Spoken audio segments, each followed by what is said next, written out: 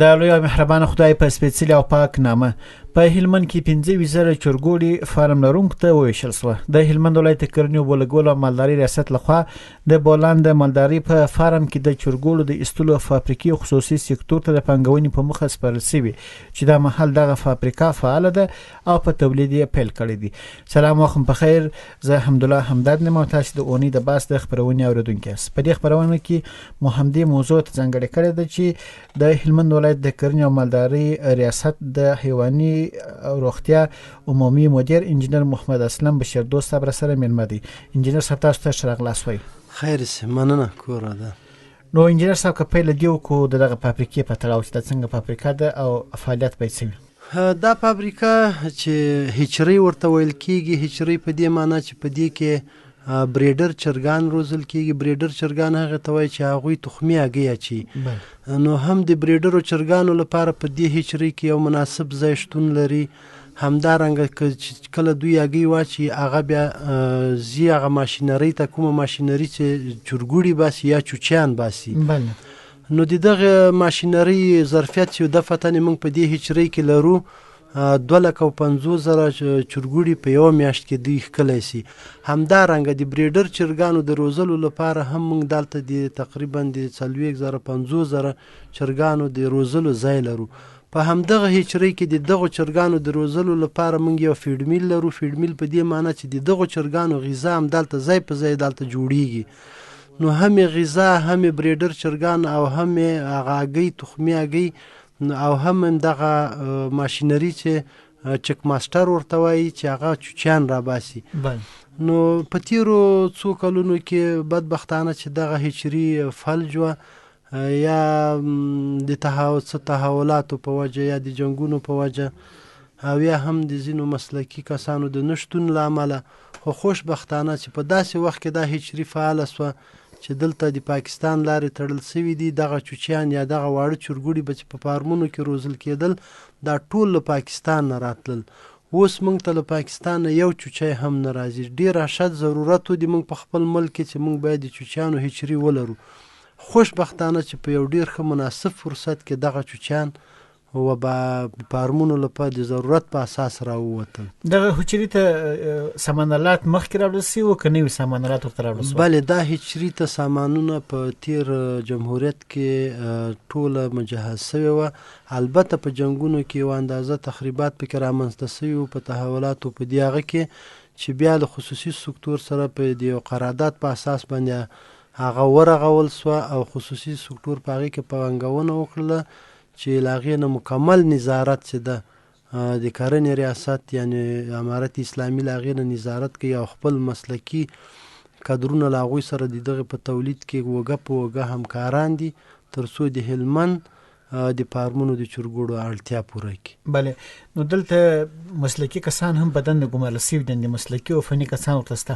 بلې و، یوازې دا نه چې په دغه د چرګوړو په بخش کې دلته چې دا کومه فیډ میل ده یا هغه چې د چرګوړو غذا چې تولیدوي تقریبا 4 نمرې غذا چې اوله، دومه، دریمه، څلورمه دغه غذا چې ده دا چې تولیدیږي دا فیډ یا د چرګانو خوراکه په دغه کې تقریبا 20-25 نفره کار کوي. بیا په څنګ کې د دغه فیډ یا د دغه غذا د لابراتوار کول، دا غذا ټوله په منظمه لابراتوار کېږي. حتی که موږ نن دغه فیډ یا د غذا تولید کو او نن یې سټور کو، که سبا یې موږ فارمونو ته لیږو باید موږ د دې هغه وکړو چې یا زهري سوي نه یا ځینې عناصر زیات نه ځینې کم نه. تاسو ته بهتره معلومه ده چې یو برایلر یا غوښن چرګان په چرګ په 40 ورځو کې د 1 کیلو یا 1.5 کیلو کېږي، خو دا د یو منظم روزنې په نتیجه کې کېږي.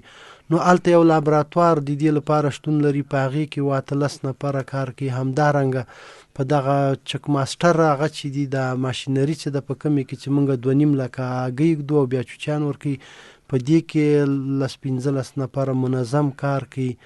نو دا د ډیرو نفرو لپاره هم وظیفه پیدا کړې یا د هغوی د اعلی رزق ګټلو لپاره دلته معاش اخلي. په ضمن کې غټه خبر دا ده چې موږ په خپل افغانستان کې بدبختانه چې دغسې ډیرو هچرې ته ضرورت لرو، خو خوشبختانه دا چې په هلمند کې موږ اوس وکولی سو چې دا فعاله کړو. ځکه دلته موږ تقریبا 1200 د چرګانو فعاله فارمونه لرو. اوس که له پاکستان نه چوچی رانسي خو مطلق ټول پلجیږي. خو دا چې اوس موږ خپله هچري پیدا کړله، اوس موږ فارمونه به فعاله وي ځکه چې پاکستان چوچیانو ته اړتیا نه لري. د دغه هچري لپاره به مناسبه هوا او سهولتونه باید چې د 4 ساعت برېښنا ولري، دا سهولتونه ورته برابر دي. بلې د هچري خپله چې دا په یو خو د دې موقعیت ده، موقعیت خو بهترین موقعیت ده. بل په دې په داخل د هچري کې چې کومه هوا او سیستم برابریږي هغه د ماشینرۍ په ذریعه برابریږي، هغه آزاد اقلیم نه ده او د هغه اقلیم لپاره به برېښنا ضروري او لازمي ده چې هغه هم خوشبختانه په خصوصي سکتور ډاکټر صاحب محمد الله نومیږي چې موږ سره قرارداد لري، هغه د سولري مکمل برق له سولر نه ورته جوړ کړی ده او هغه په سولر باندې تنظیموي او هغه اقلیم ورته برابر ده. یعنې اقلیمي شرایط موجود دي. چې اقلیمي شرایط موجود نه وي چوچی نه تولیدېږي. د دې فابریکې په فعالیت سره به څومره د وارداتي چرګانو د تولید مخه ونیول شي؟ په دې برابر خو به داسې عرض درته وکړم چې موږ دفعتاً کولی شو چې تنه هلمند تر پوشش لاندې راوړو، خو په آینده کې د دې لپاره که موږ وغواړو چې د زون په سطح باندې کار وکړو نو دا چې هچري کفایت نه کوي. موږ باید که د زون په سطح حد اقل لږ تر لږه باید په یوه میاشت کې 15 لکه تر 7 لکه پورې د چوچي تولید ولرو. نو د اوس لپاره موږ د هلمند اړتیا پوره کوو، دې نه وروسته به انشاءالله امارت اسلامي او موږ خپل وزارت سره په تفاهم چې دغه چوچیان نتیجه او ښه او بد چون دا اول ځل ده چې موږ هغه کړي په فارمونو کې د دې د روزنې نتیجه وګورو چې له هغو چوچیانو سره خو به فرق نه کوي چې کوم له پاکستانه راتلل. بیا به موږ خپل ټول ګزارش او راپور له وزارت سره شریک کړو او مثبتې پایلې به ورسره شریک کړو. له هغې نه وروسته به بیا د زون ضرورت چې دغونه ضرورت لري او په دغونه مصارفو باندې غټه هچري چې زون ته کفایت وکړي هغه به موږ ورته یوه د طرحې له مخې ورسره شریکو. امید لرو چې هغوی په دې برخه کې همکاري وکړي. انجینر صاحب د هچري په یوه میاشت کې د څومره چرګوړو د ایستلو ظرفیت لري؟ په یوه میاشت کې 250,000 چوچیان د ویستلو ته هغه لري، ده ظرفیت لري. هګۍ به هم د افغانستان خپل تولید دي که د بهر راځي؟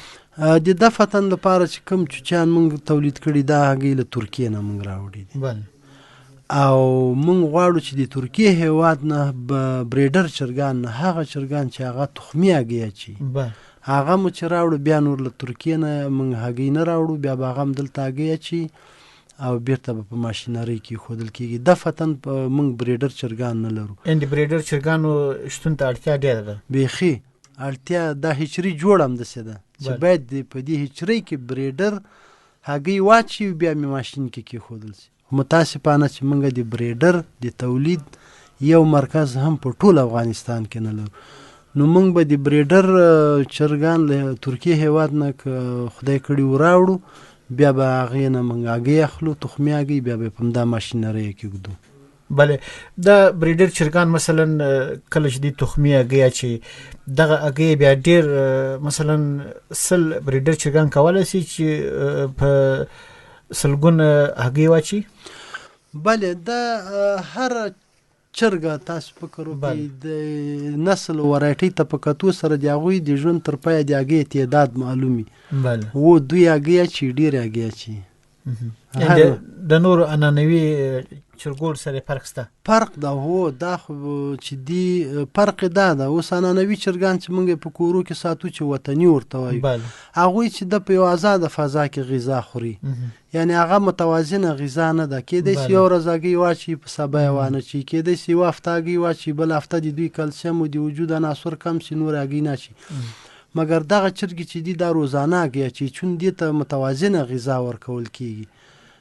نو متوازنه غذا که هغه کورنۍ چرګانو ته موږ ورکو هم هغوی هګۍ اچي. خو د دغه بریډر چرګانو د کورنیو ترمنځ د هګۍ تفاوت له نیمایي نه هم زیات ده. بریډر چرګان هګۍ ډېرې اچي. د کورنۍ چرګانو په پرتله 2 چنده هګۍ اچي؟ 2 چنده خو اچي، لا لږ تر اضافه. انجینر صاحب، دا ولایت کې څومره د چرګانو فارمونه شته؟ ما مخکې عرض درته وکړ 1200 فارمونه موږ سره راجستر دي چې موږ هغې نه لیدنه څارنه او کنټرول کوو. دا فارمونه یوازې په ښار کې دي که په ولسوالۍ کې؟ نه، ټول په ښار کې نه دي، د ښار په څنډو کې، له ښار نه لږ څه لرې او په ولسوالیو کې. او انجینر صاحب بل خبر دا ده چې د چرګانو لپاره د واکسین سهولتونه ډېری خلک شکایت کوي چې چرګان مرګ و میر کوي. د شکایتونه خو موږ ته راځي او موږ خو په همدې کې دنده ترسره کوو، خو هر فارم خپل ډاکټر لري، هغو ته ټول واکسینونه معلوم دي، هغه واکسینونه ورته تطبیقي. دا مشکل په فارمونو کې نه ده، دا چې مړه کېږي دا کورني چرګان دي. دا کورني چرګان په دې مړه کېږي چې د دوی دا کورنۍ چې چرګان ساتي دوی په دغه برخه کې دا معلومات نه لري چې دا چرګ ته باید واکسین وسي او کم واکسین ورته وسي، یا دا چې مثلا یو کور کې 20 چرګان دي خو د واکسین دوز چې د تر 500 کم نه راځي، 150 دوی 50 نه اخلي، وایي ما کور کې 20 چرګان او یا داسې چې یو بل کور والا 500 والا اخیسته، هغه تطبیق کړی، واکسین خلاص کړی، هغه د آزاد هوا تر تاثیر لاندې هغه واکسین راشي، هغه له منځه لاړ شي. واکسین خو په خاصو شرایطو کې ساتل کېږي، هغه بیا د بل همسایه ته ورکړي، همسایه مطمئنه شي چې ما خو واکسین ورته کړی، خو دا اصل واکسین دا نه ده، دا خو اکسپایر شوی له منځه تللی، نو هغه د چرګان مړه کېږي. اکثره خو دغه لږ چرګان دوی بیخي نه واکسین کوي، نو خو حتمي ده چې مړه کېږي. که یو واکسین کې او په یو سټنډرډ واکسین او هغسې واکسین چې مثال دا په هغه خپلو شرایطو کې ساتل شوی نو بیا مرګ نه کوي. اوس مثال د خبرې دوی په بازار کې واکسین اخلي، بس په جیب کې اچي او په واکسین باندې اکثره به هغه چې د تر 8 درجې مثبت نه پورته، دا خپل تاسو ته بهتره معلومه ده چې دا یو ژوندی میکروب ده.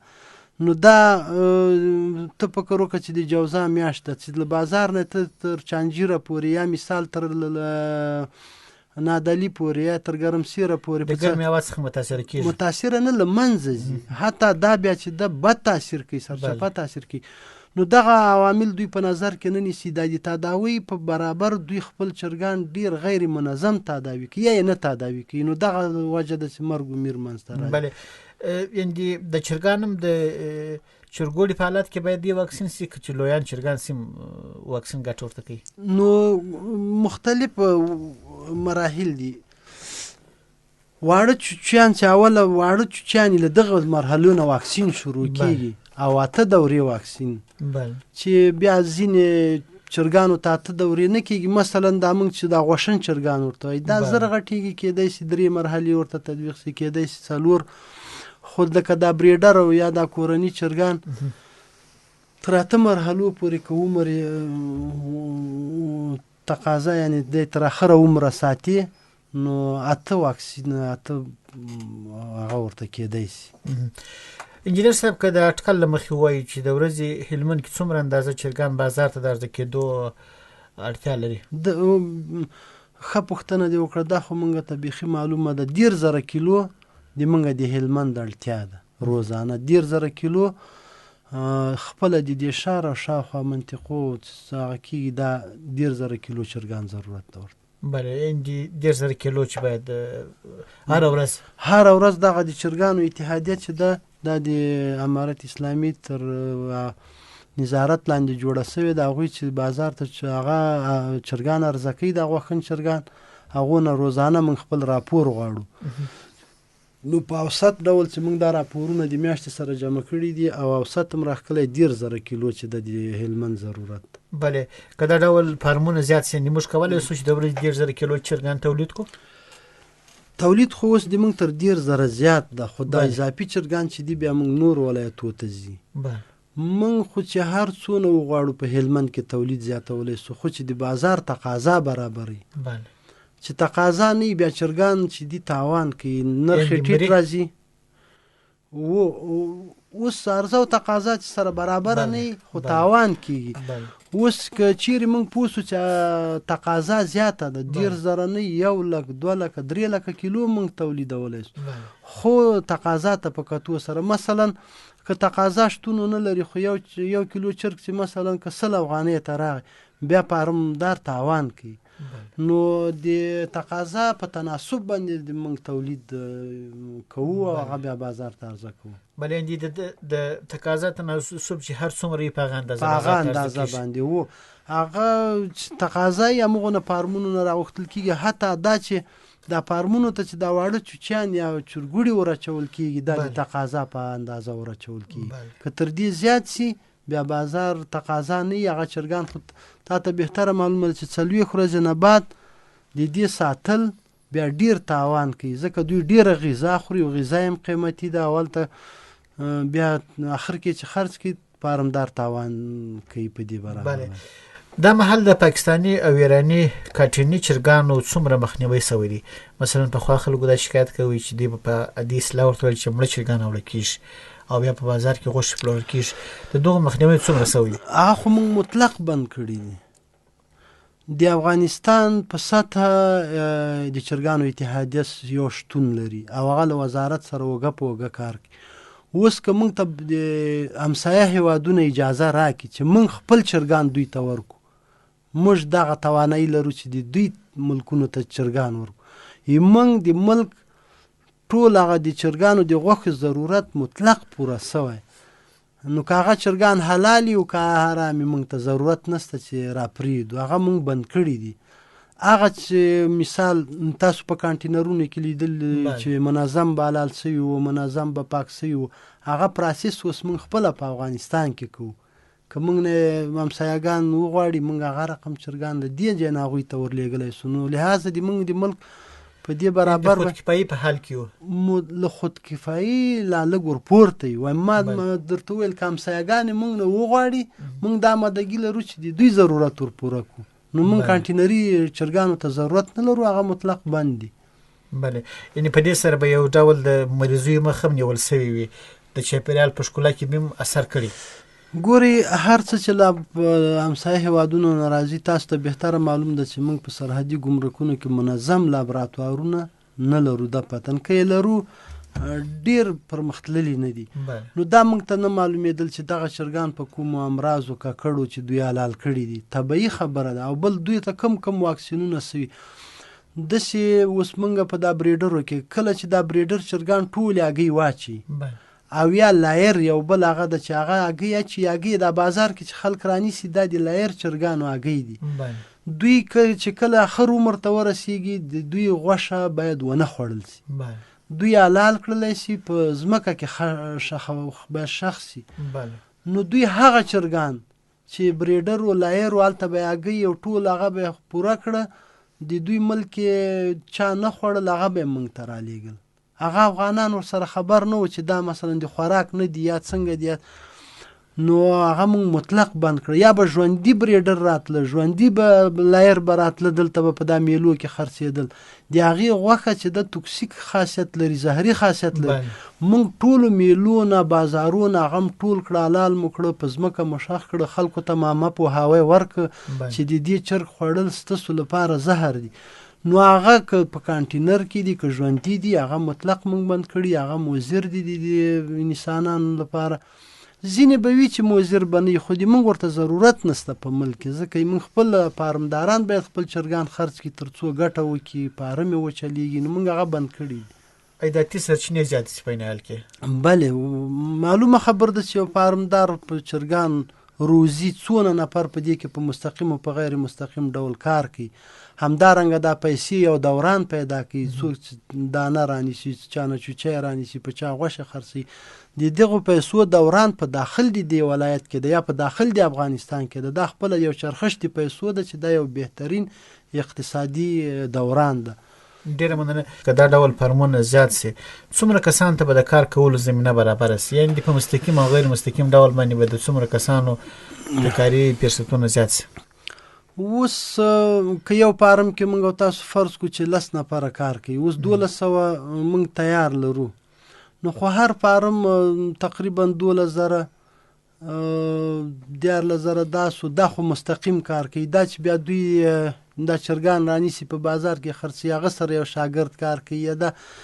نو دا دفتن زه ګمان کوم چې په دا 1200 فارمو کې 14,000 خلکو به په مستقیم او په غیر مستقیم ډول باندې مصروف وي او چې همداسې زیاتېږي دغه هغه لوړ ځي پورته ځي په فارمونو په تعداد باندې نو ښه د کار فرصت د خلکو لپاره یعنې کاري سرچینې ورسره زیاتېږي بیخي زیاتېږي ولې نه خو فارم روزل په 1 2 3 5 نفرو نه کېږي نو که 10 نفره په یو فارم کې وکړي یعنې د 10 نفرو لپاره موږ یو تاسو یو مستقیمه وظیفه پیدا کړه او غیر مستقیم خو په دې کې ډېر خلک کار ډېره مننه انجینر صاحب د دې ترڅنګ د مالدارۍ په برخو کې څومره سهولتونه فارموال ته برابر شوي دي هغه که د چرګوړو فارموالي یا د نور حیواناتو فارموالي څومره سهولتونه ورته برابر شوي دي اوس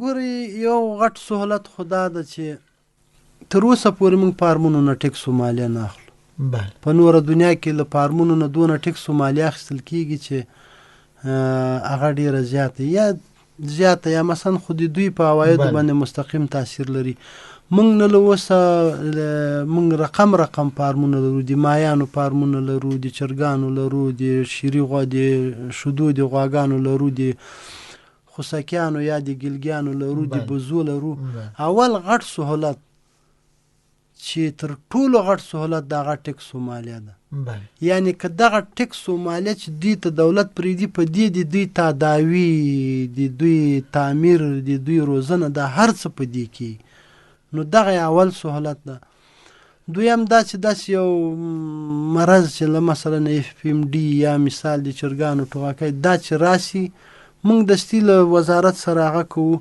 نو هغه لپاره واکسینونه راغواړو په منظم ډول واکسینو یا د دوی چې کوم ځای کې اوسېږي هغه ځایونه ورته دوا پاشي کوو نور خصوصي سکتور په ټوله نړۍ کې په خپل ځان باندې تکیه کوي په دولت باندې دونه تکیه کوي چې دولت په وسي ځکه خصوصي سکتور ډیر فراخي خو دلته امارت اسلامي چې ډیره غټه همکاري له هغو سره کوي هغه د ټکسو د مالیې د معاف ده یعنې ټکس مالیه معاف ده تر څو پورې دغه سکتور ښه په پښو ودرېږي له هغې نه وروسته به بیا په دې کې یو لازم تصمیم نیول کېږي بلې مالداري څومره ګټه کوي انجینر صاحب ډېری خلک د مالداري په ګټې نه پوهېږي که د زراعت سره پرتله کړو د مالداري ګټه به څومره زیاته وي مالداري خو په ټوله نړۍ کې چې دا یو بهترینه اقتصادي پایه ده او په افغانستان کې بیا له نورې نړۍ نه دلته لا غټه اقتصادي پایه ده چون د موږ ملک چې د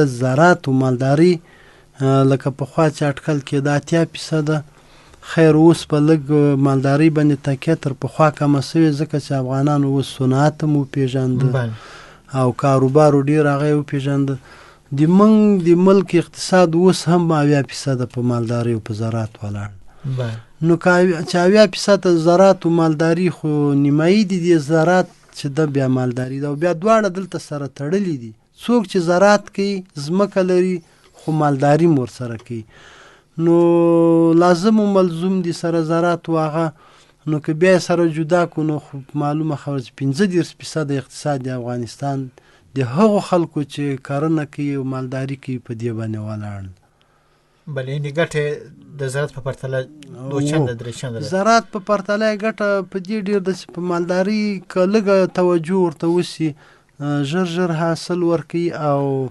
مصارف یې کمې نسبت چې په زراعت باندې کېږي ځینې خلکو په مالداري باندې لاس پورې کړی دي خو د دې به ځینې کسانو بیا دا ویله چې مثلا څاروي مرګ و میر کوي او تاسو اوس وویل چې د واکسین په تطبیق سره به د دغه مرګ و میر مخه نیول شوي مرګ و میر خو داسې نه ده چې همیشه ده دا یو پلا دغه تیر ځل د تبخ په نوم یوه ناروغي ګډه سوه چې هغه ډیره یو دمي وه او بل د موږ مالدارانو دغه احتیاط نه وکړی چې له دې مرض نه مخکې مالونه واکسین نو چې کله مرض ګډ سو بیا واکسین ګټه نه کوي نه هغه مرض راګرځوي ځکه هغه خو وقایه ده واکسین مرګ و میر دفعتاً د موږ په ولایت کې بیخي ستانه یو دوه یا لږ مال چې مړ کېږي یو مریضي یا یو څه شی وخوري ناخلفه یا دا خو داسې عام که دا په ټوله دنیا کې پیښیږي چې د یو چا د یو مال مړ سي په یو مرض خو داسې اپیډمیک مرض نسته ده چې سرتاسري په یو ولایت کې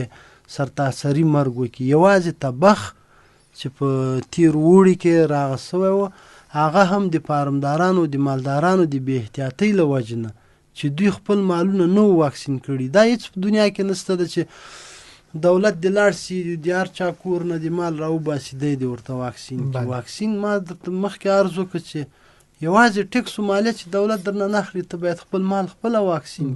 موږ په ټول هلمند کې کلینیکونه لرو، د کرنې ریاست تر چتر لاندې کار کوي، منظم دغه خدمات وړاندې کوي، خو چې مالدار نه ورځي خپله ستونزه نه ورسره شریکوي. وړیا دي که یا وړیا نه دي، یا هغه وړیا نه دي، هغه په پیسو دي، هغه د دولتي نه دي، هغه غیر دولتي دي. کله چې موږ ته دولتي راشي هغه هم موږ هم دې کلینیکو ته ورکو چې په وړیا ډول یې ورته هغه کوي، یا مثلا د موسساتو له لارې نه راشي. موږ ډېر واکسینونه مالدارۍ ته کړي چې موږ سره هلته ارقام شته ده. یوازې یوې موسسې چې موږ سره همکاري کړې د 4 لکه حیواناتو ته موږ واکسین کړی، چې دا اوس د ما دفعتاً په یاد ده. دغسې چې بلې کړی ده دا. نو باقي دا چې څوک میده لږ لږ مالونه لري چې د منظم فارمونه نه دي، هغوی باید خپل ستونزه له نږدې ډاکټر سره شریکه کړي، هغه د واکسین وخت هم ورته ښیي، تداوي هم ورته ښیي. دا چې اوس دوی کور کې مالداري ته ناست یو د مریض شي، بیا مرګ حال شي، بیا ډاکټر ته وایي هغه وخت تېرې دي تداوي، نو راځي داسې یو مال مړ کېږي. خو دا د تشویش وړ خبره نه ده، عمده ستونزه نه ده. نه. ډېره مننه انجینر صاحب. چې څنګه موږ کولی سو چې زموږ ملي سوداګر او شتمن خلک دې تشویق کړو چې د مالدارۍ په برخه کې سرمایه ګزاري وکړي، تر څو د ځمکوالو لپاره یا د مالدارانو لپاره کاري فرصتونه هم زیات سي، کورني عواید هم زیات سي. مالدارۍ بخش کې اوس الحمدلله د موږ ټول هغه پیسه دار ورونه، یعنی معنا چې پیسې لري، هغوی اوس پوره آګاهي لري چې مالداري څونه ګټه کوي. اکثر یې اوس فارمونه هم جوړ کړي دي. خو د مالدارۍ کچه ډېره لوړول هلته مارکیټینګ ته ضرورت لري، عرضه او تقاضا په تلاو لري. موږ چې لوی مارکیټ ونه لرو، موږ باید ډېر خلک تشویق نه کړو چې مالدار ټول باید یا غون پیسه داران د مالدارۍ ته مخه کړي. موږ باید د مارکیټ موازنه له مالدارۍ سره وساتو. دفعتاً چې کومه مالداري په هلمند کې د الحمدلله د مارکیټ او د مالدارۍ توازن بیخي سره برابر ده. کېدای شي چې لږ اضافه سي هم امکان لري، ځکه اوس هرات او نیمروز او کندهار او کابل دې ټولو ته له هلمند نه دا ګیلګیان، دا مرغومي، دا وزې، دا ټول له ده ځای نه ځي، دا نور ولایتو ته څاروي د دې ځای ځي، له دې ځای ځي. د ملکو هغه چې د شیدو د پراسس کارخانه به تاسو ته معلومه په قندهار کې ده، خو د ځای نه 10,000 لیټره شیدې ورځي هر روزه. مخکې 50,000 هغه ټارګېټ، اوس ژمی د 10,000 دي. همدارنګه موږ خپله اوس یو لبنیات ده چې خدای مهربانه ده چې په دا راتلونکي هفته کې به فعاله سي او تاسو به له نږدې نه وګورئ. د هغې لپاره کېدای شي چې روزانه 50,000 لیټره موږ شیدې هغه هم په دې هلمند کې. نو هلمند مالداري نور ولایتو ته لا کار ورکوي. تاسو که یوازې د ګرشک میلې ته لاړ سئ، د ورځې 15 موټره، 14 موټره، 20 موټره ژوندی مال د موږ نور ولایتو ته ځي. نو الحمدلله موږ په د هلمند د مالدارۍ په هغه کې اوله درجه ده. مالدارۍ توازن له مارکیټ سره بیخي برابر ده. که نوره سرمایه ګزاري پکې وسي، انشاءالله د نور ولایتو لپاره ډېره ګټه ده. هم دغه خلکو ته ګټه ده چې په دې بخش کې سرمایه ګزاري کوي، خو اوس ډېری خلک په دې لګیا دي. یعنې ګټه لیدلې ده، ځکه ګټه یې لیدلې، ښه مناسبه ګټه کوي. دا ډېرو پیسه دارانو اوس فارمونه جوړ کړي دي، ښې ګټې ورته کړي، درګرده لګیا دي، دې ته وسعت ورکوي، زیاتوي. نو مالداري د هلمند چې د بیخي په یو لوړ هغه کې ده، لیول کې ده. یعنې معنا شیدې دې موږ ولایت ورکوي. موږ خپل لبنیات اوس په هلمند کې جوړو چې هغه به انشاءالله د هغې محصولات په کابل، قندهار او د افغانستان په ټولو ولایتو کې به پلور رسیږي. ډېره مننه کوم انجینر صاحب. کور مدان خوشحاله اوسئ. قدرمن دوستانو، د اونۍ بحث خپرونه چې مو هلمند کې د مالدارۍ د ودې او پراختیا لپاره همدې موضوع ځانګړې کړې وه، همدومره وه. د هلمند د کرنې ریاست د حیواني روغتیا د عمومي مدیر انجینر محمد اسلم بشردوست څخه ډېره مننه کوم چې په خپرونه کې راسره برخه واخیستل.